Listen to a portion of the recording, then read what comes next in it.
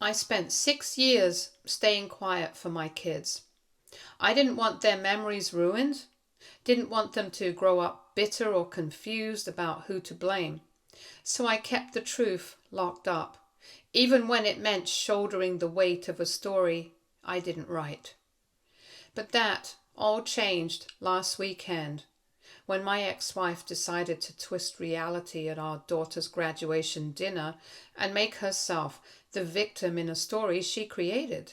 We were married for 15 years, built a life together, raised 2 kids. I thought we had a strong marriage. I worked hard, helped her go back to school, and picked up the slack wherever I could. I took care of our kids in the mornings while she went to the gym, handled the cooking, cleaned up, and did school drop-offs when she had early meetings or girls' nights. I made space for her goals without resentment. After our second child, things got distant. She was more irritable, more distracted, barely present. I chalked it up to a postpartum stress and exhaustion. I never pressured her, just took on more so that she could recover. At least that's what I thought I was doing. Then one night I saw a message pop up on her phone while she was sleeping. It was from someone saved under a fake name. I opened it and I don't know how to describe the feeling of realizing your partner of over a decade has been lying to your face for God knows how long. There were explicit messages, photos, and even hotel bookings. And it wasn't just one guy. There were 2 different names at least. One of them was someone she supposedly couldn't stand at work. The other was someone from her yoga class. I kept quiet that night. Instead of starting a fight, I backed everything up. Screenshots, downloads, photos, everything. I got a lawyer, sorted out custody and finances quietly. When I finally confronted her, she didn't deny any of it. She didn't apologize either. She said I probably didn't love her anymore, anyway, not after the weight gain, that I had been distant too, like she could deflect the damage by making it mutual. That wasn't why I stopped loving her. It wasn't the body changes, it was the lies, the deception, the manipulation. I fell out of love because I couldn't even recognize the person she had become. We separated soon after. She asked me not to tell the kids the real reason. She said it would traumatize them, that it would break them to know their mom was the reason everything fell apart. I agreed for their sake, not hers. I told them we had grown apart. I kept the ugly parts to myself. I took the awkward looks, let her quietly build this narrative that I had given up too soon. Fast forward to last week, our daughter's graduation. Everything had been peaceful. We were cordial. I brought a thoughtful gift, and she smiled and thanked me, and everything looked picture perfect until the dinner that night when she decided she wanted more attention. She stood up to give a little speech, started off fine, talking about how proud she was, how hard our daughter had worked. Then she took a left turn. She said that she hoped our daughter would always remember that her worth was not based on how she looked. That even when people stop loving you because you're not as slim as you once were, you were still enough. I knew immediately what she was doing. She was framing herself as the abandoned woman, laying the groundwork for people to whisper that I was shallow, that I left her when she stopped being attractive. My daughter looked down at her plate. My ex's family stared at me.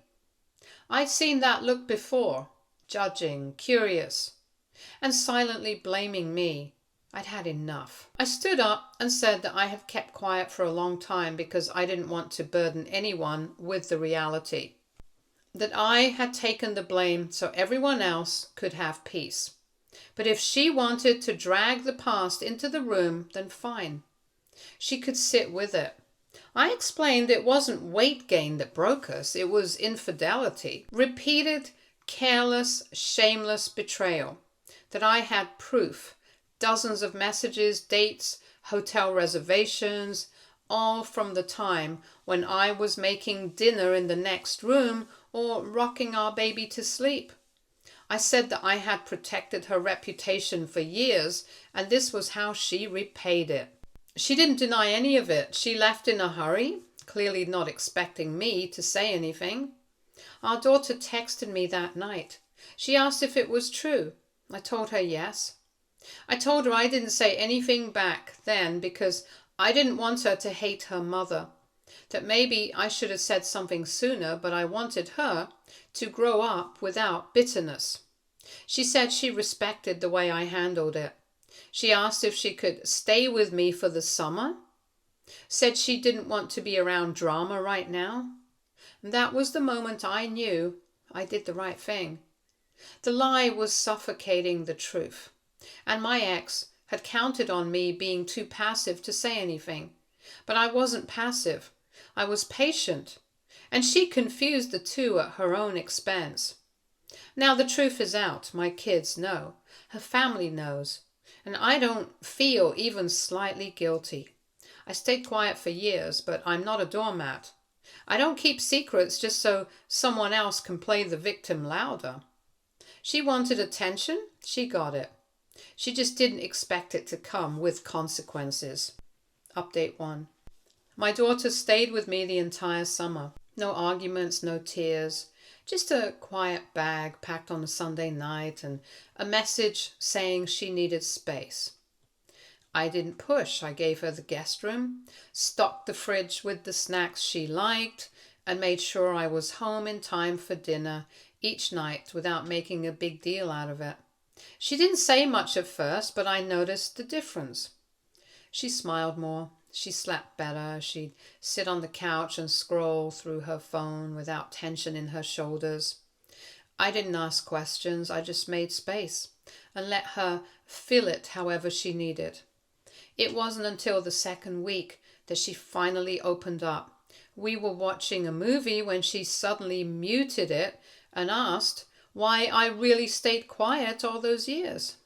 I told her the truth, that I didn't want her or her brother to feel like they had to pick sides, that I didn't want to paint her mom as some villain, even if she had done something awful.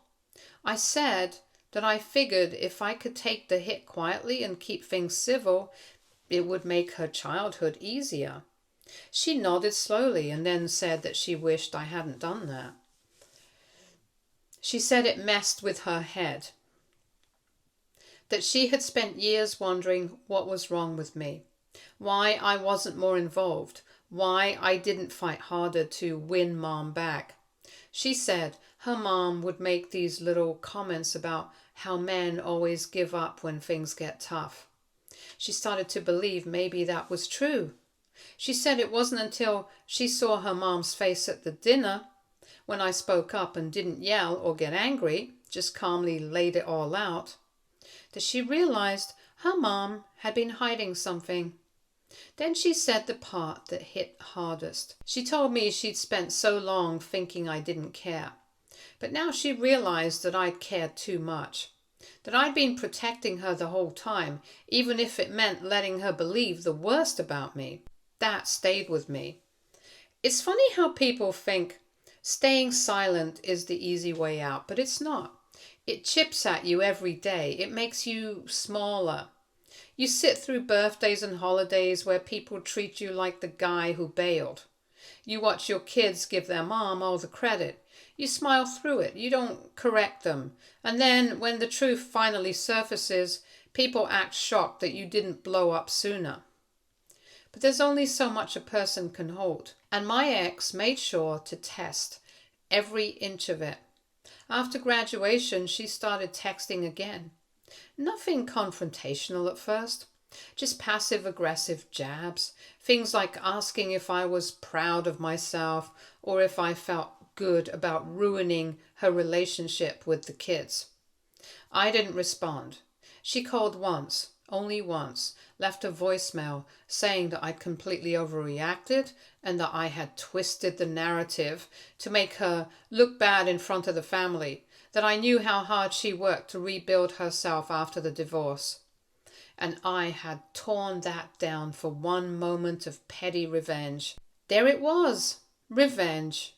She still didn't get it. I didn't say anything at that dinner to ruin her. I said it to finally take back the part of the story that she had stolen from me. The narrative she twisted into something where she was brave and abandoned and misunderstood. I didn't stand up to humiliate her. I stood up to protect my daughter from the manipulation I had quietly endured for 6 years. The only reason it looked like revenge is that it finally knocked down the fantasy she had built to cover the truth. After that call, I sent her a message. I said there would be no more phone calls, no more texts. If it had anything to do with our kids, she could email me. I said that I didn't owe her a single ounce of emotional labor anymore, and that if she tried pulling stunts like that again, the next conversation would happen with a lawyer present. She didn't respond. A few weeks later, my son came to stay with me. His grandparents dropped him off. He was still too young to understand. He didn't ask questions. I didn't offer stories, but I think he knew. Maybe not all the details, but enough. Kids aren't stupid. They notice things. My daughter went back to school this fall with a new perspective. She calls me more now, updates me on classes, dating, and little things. She used to keep me at arm's length. Now she texts me memes in the middle of the day, sends photos of her dog, asks me for advice. I didn't need her to hate her mom. That was never the goal. I just needed her to know the truth so she could stop punishing me for something I didn't do. Now she knows. And her mom? Well, the last I heard, she was complaining to her sister that no one wants to hear her side anymore. That people just assume I'm right because I sound calm when I talk. That I've manipulated the narrative by not yelling or acting dramatic. Which is hilarious, really. Because I was never trying to win the narrative. I just stopped letting her control it. Update 2. What's wild is that even now she keeps trying to spin the story in spaces where she thinks I'm not watching. A mutual friend, someone who stayed neutral throughout our divorce, reached out a few days ago and said my ex had been venting in a group chat, calling me emotionally manipulative, saying I waited for the most vulnerable moment to strike back at her during the graduation dinner. She even claimed I sabotaged her relationship with the kids. I didn't even bother replying because the truth is I don't have to defend myself anymore. That dinner wasn't a calculated revenge plot. It was the result of a dam breaking after years of pressure. It was a quiet correction after years of letting people draw conclusions that painted me as cold, distant, or absent. I gave her all the time in the world to be better, to tell the truth herself. She chose not to. Now she has to live with that. And she can lie all she wants in private chats or closed circles. But she can't erase the moment she got exposed in front of the very people she tried to manipulate. She can't take back the way our daughter looked at her afterward, confused, betrayed and angry. That damage wasn't caused by me telling the truth. It was caused by her spending years building a lie so fragile, one sentence cracked it in half. That's the part she'll never admit. I've stopped needing to be understood by everyone. That was the version of me during the divorce, trying to keep things neat, quiet, palatable for everyone. That version of me didn't last. Not when I realized people were going to judge no matter what I did. Now, I live for clarity, for peace, and I've got it. The kids and I are rebuilding something solid. They still love their mom, of course they do. But now it's based on reality, not the fantasy she sold them. They're not old enough to know people are complicated, but they are learning. They've seen what honesty looks like and what it doesn't. I think that's all I ever wanted, for them to have the full picture. It's kind of poetic, honestly. She spent years trying to control the story. She wanted to be the heartbroken wife who was left behind for something superficial. She leaned into that image like it would protect her. But when it crumbled, she didn't have anything real to fall back on. Because if you build yourself on lies, it only takes one honest moment to undo it. She had years to fix it. One dinner was all it took to end it. And me? I've never slept better. So about 8 months ago, I had a conversation with my son where I had told him I was planning on leaving my most precious diamond bracelet for him and his future wife. And I had brought it up quite casually. It was just supposed to be a normal discussion since I was organizing my jewelry, and I didn't think much of it. But then a couple of weeks later, I discovered that the bracelet was missing from where I usually keep it. And I knew for a fact that it could only have been my son, because he was the only person who knows exactly where I keep the keys to my jewelry cabinet at home. The places keep shuffling around, but he always knows. So I knew that it had to be him. He had recently graduated from college and he had planned on living with me for a couple of months until he had saved up enough money from working to rent his own apartment. And that day I kept waiting for him to come back home and explain everything to me, but he never showed. I waited for almost a week and a half and there was just no sign of him. It broke my heart. It truly did, because after my husband passed away, it's been him and me. So for him to do something like this and break my trust, it was not forgivable. I could have gone to the cops, but I chose not to because honestly, I was just emotionally exhausted and I didn't want to think about it at all. I didn't want to put myself through the hassle of it, so I let it go. About a month later, I received an email from him apologizing for everything that had happened, telling me that he had been dating this girl for the past 3 months and a little more, and she really wanted to start her own clothing line. So that's why he had stolen that bracelet, because he himself did not have enough money to support her dreams. And her parents did not want to invest. So he had decided to take it upon himself to support her. He told me that, even though it had only been a couple of months, he could already feel it in his bones that this woman was the one he was supposed to be with. And he knew for a fact that unless he was married, I wouldn't give him that bracelet because it was quite special to me. It was one of the first gifts that I had received from my husband when we were dating. Anyway, he said that this was the reason why he had decided to steal it. And he had sold it to invest in her business, and he hoped that I could forgive him because at the end of the day, he was my only child and he wanted me to look at the whole situation as if I had just given away that bracelet to the woman he was supposed to marry, which would have happened anyway because that's what I had said. In fact, he even went on to tell me that that was actually what had given him the idea to do something like this.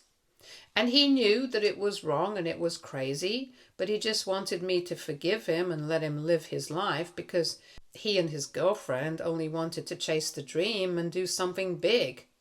And when he managed to do it, he would pay me back tenfold. I did not respond to that message. I don't have anything to say to him. And for the past couple of months, we have not spoken at all. And he has not reached out after that email either.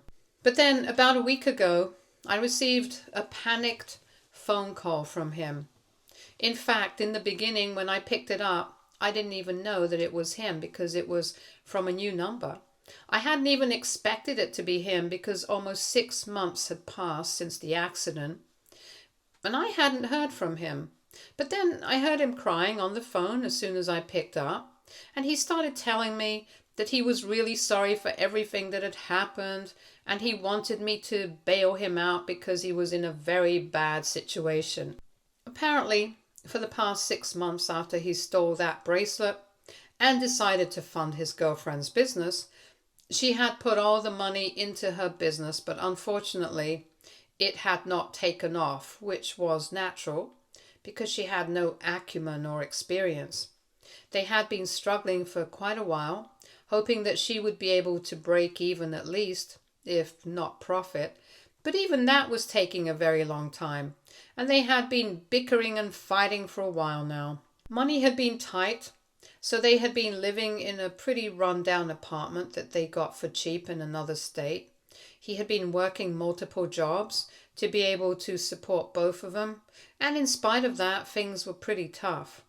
And then recently they had a pretty big fight, and the next day when he came back home from work, he discovered that she had left with everything they had.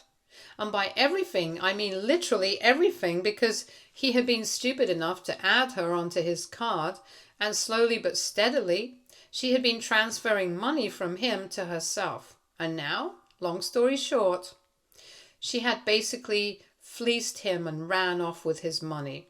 And he only had $25 to his name. So he was calling me to help him out. And after hearing him out, I thought about it for a couple of minutes, and then I told him that now it was his chance to finally prove that he was capable of doing something big. And he was literally starting from the bottom, so now he could finally chase the dream. Having said that, I hung up, and that was that. It's not that I feel great about it, but after what had happened, I think he needs to know that he can't just treat his mother like that and take me for granted and expect to get away with it. He needs to clean up his own mess, and I'm going to stick by it. Obviously, the only people who are not happy about it are his grandparents, and they want me to help him out. My parents and my in-laws, all of them have been insisting that either I tell them where he is so that they can contact him, but I'm not interested in doing that because I think if he's desperate enough, then he will call them himself. I just don't want to get involved, and I don't think that I'm wrong for that. But they don't like it at all, so AITA for not wanting to help my son after he stole jewelry from me and ran away. Update 1. Okay, so there are a lot of people who are upset about the fact that I did not report him to the cops. And well, all I have to say to that is that it was my jewelry and it was my choice whether I wanted to report him or not. Look, at the end of the day, I'm still his mother, and I've been a single parent for a pretty long time, so I just couldn't bring myself to do it. I knew that he would get into a lot of trouble, and it was well deserved, but I didn't want to do it. I just wanted to forget about it and move on with my life instead of getting stuck on that and fighting for revenge from my own son or whatever.